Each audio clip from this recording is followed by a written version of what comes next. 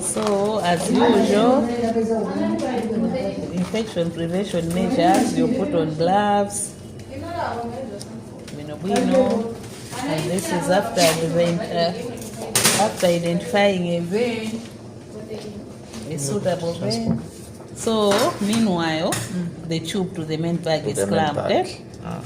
Then using iodine solution, you clean in a circular movement, from inside out. Yes, and then you discard it. You wait for it to dry. Don't blow, So, Ababa, it's very important not to wet the one bit. And you said why iodine and not the one we are using at first? The alcohol swabs that we've been using in the past, they were very tiny, and in some instances the manufacturer site was like dirty and one swab was not enough. So that's as a way of preventing infection, and in line with the standards, we are trying to comply with the standards. The mineral sensitive, what will happen? Mineral sensitive, of course, sometimes it's good to ask if they are sensitive to iodine. If they are sensitive, we can still go back to alcohol swab. But those who are not sensitive, we go ahead. And that is also very important to have regular donors, because if he is a regular donor and he reacts, next time when he comes, he will say, last time when we did this, this is what happened. Yeah, that's why it is also very important to ask our donors, the previous donation, did you experience anything? So if they say no, that time I had a reaction on my benefactor site, then that is a cause of alarm.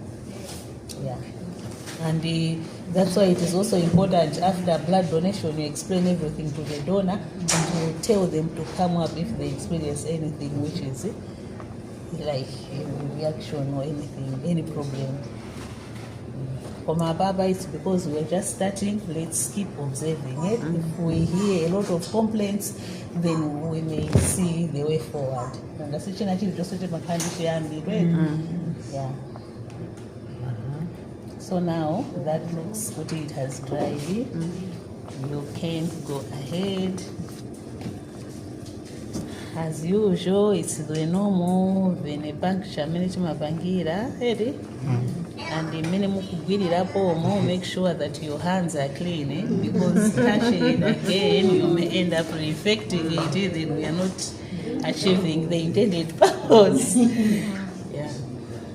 So if you have disinfected it, just go ahead, do a straight venipuncture the way we always do it, the bevel of the needle facing. Yeah.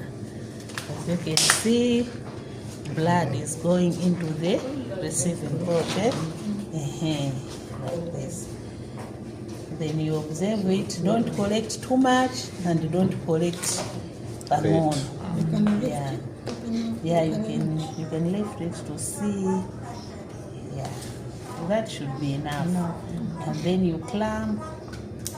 As the blood is flowing in here, you strap with it. You strap it fast, and you let the donor break that. You should be doing it when right? And considering that there's no anticoagulant here, right? So you also have to collect it first in the paper top, because there's no anticoagulant here, but you want a sample which is not clotted there, so you start with the paper one. No need of squishing, because the blood will be coming out on its own, because there is a vacuum in the tube here. So immediately you puncture in, this vacuum will be released and blood will come in. And it's very important to keep the level of the blood like this, so that you don't suck in air once the vacuum is. So remove it. And get the red one. So as usual, when you are breaking the vacuum, you make sure that it's like that.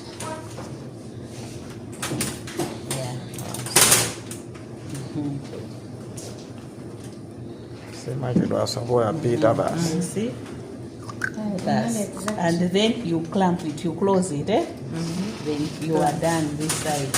So you see the importance of collecting just enough, So if you collect zambili, then you end up discarding. So it's important just to collect enough. And then you let it go in.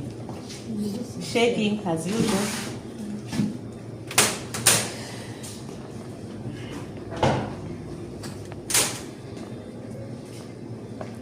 There isn't much of a difference. The only difference is to unclamp this and clamp this at the beginning. And once you've collected enough, you clamp this and you collect the specimens, starting with the paper top, and then you loose it. But while you are doing kuku, it should be already flowing. Because if you delay, there will be clots more than you end up. So you have to do it fast so that everything works on. If you delay collecting in the paper top, you end up collecting clotted blood and you have problems at the lab. So immediately when it goes in, you strap first to avoid disturbing the needle, you collect the specimens, and then you wait for it to drain. And in a nutshell, when this is complete, we will disconnect this and then we pull this to the needle. Bus. The dangers of being pricked is taken care of. This needle is closed, so it will be taken into the sharp containers with the closed routine, so there's no risk of needle prick. So the needle here will be enclosed in this thing, so there are no chances of being